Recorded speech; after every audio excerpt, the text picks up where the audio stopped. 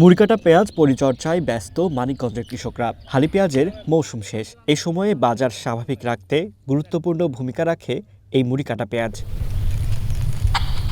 রোপণের প্রায় ৯০ দিন পর থেকেই এই পেঁয়াজ বিক্রির উপযোগী হয়ে ওঠে। সার ও কীটনাশকের দাম বাড়লেও ভালো ফলন পেয়ে লাভের আশায় মানিকগঞ্জের কৃষকরা। ভবিষ্যতে পেঁয়াজ আমদানি নির্ভরতা অনেকাংশে কমানো সম্ভব বলে মনে করেন তারা। পেঁয়াজের যদি কোনো সিন্ডিকেট না হয়, যদি সারের কোনো সিন্ডিকেট না হয়, তাহলে পরে ইনশাল্লাহ আমরা এবার ভালো দামে পেঁয়াজ বিক্রি করতে পারবো। আশা করতেছি এনে কেমনে কত বাজার হবে এটা তো বলতে পারবো না কেউ। তো এবার আবহাওয়ার কারণে ফসলের অবস্থা খুবই ভালো। আবহাওয়ার কারণে পেঁয়াজটা খুব সুন্দর দেখা যাইতেছে। পেঁয়াজ ভালো হইব।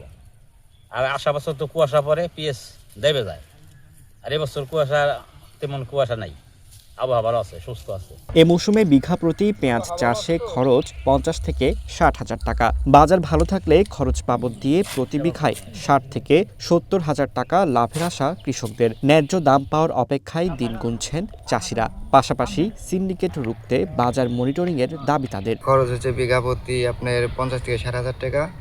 তো বাজারটা যদি ২,০০০ থেকে ২৫০০ টাকা থাকে, তো আমাদের ৬০ থেকে ৭০ হাজার টাকা বিঘা প্রতি লাভ থাকতে পারে, এটা আমরা আশা করতেছি।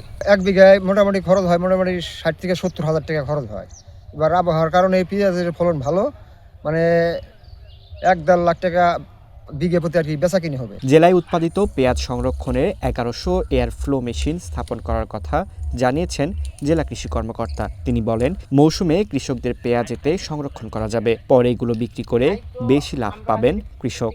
মানিকগঞ্জ জেলা আমরা পেঁয়াজের স্বয়ংসম্পূর্ণ। এই জেলা জিটকা, বিশেষ করে হরিরামপুর জেলা উপজেলায় বেশি পেঁয়াজের আবাদ হয়ে থাকে এবং পেঁয়াজ আবাদ করে এবছর কৃষক বেশি লাভবান হবে বলে আমরা আশা করছি। কারণ হলো এবার অনুকূল আবহাওয়া এবং বীজ পেতে কৃষকের কোনো ভোগান্তি পেতে হয় না, এবং সার এবং কৃষি সম্প্রসারিত মাঠ পর্যায়ে বিভিন্ন ধরনের প্রযুক্তির কথা বলাতে কৃষকদের পেঁয়াজের আবাদ অনেকটা বৃদ্ধি পেয়েছে।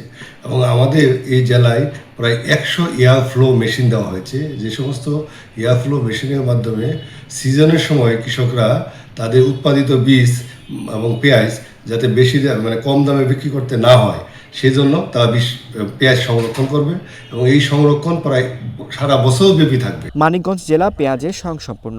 জেলার হরিরামপুর উপজেলার ঝিটকা এলাকায় সর্বোচ্চ পেঁয়াজ উৎপাদন হয়। এবছর জেলায় ৭,৮৬৮ হেক্টর জমিতে পেঁয়াজ চাষের লক্ষ্যমাত্রা নির্ধারণ করা হয়েছে। ফারদিন নীরব, ওয়ান ন্যাশনাল ডেস্ক।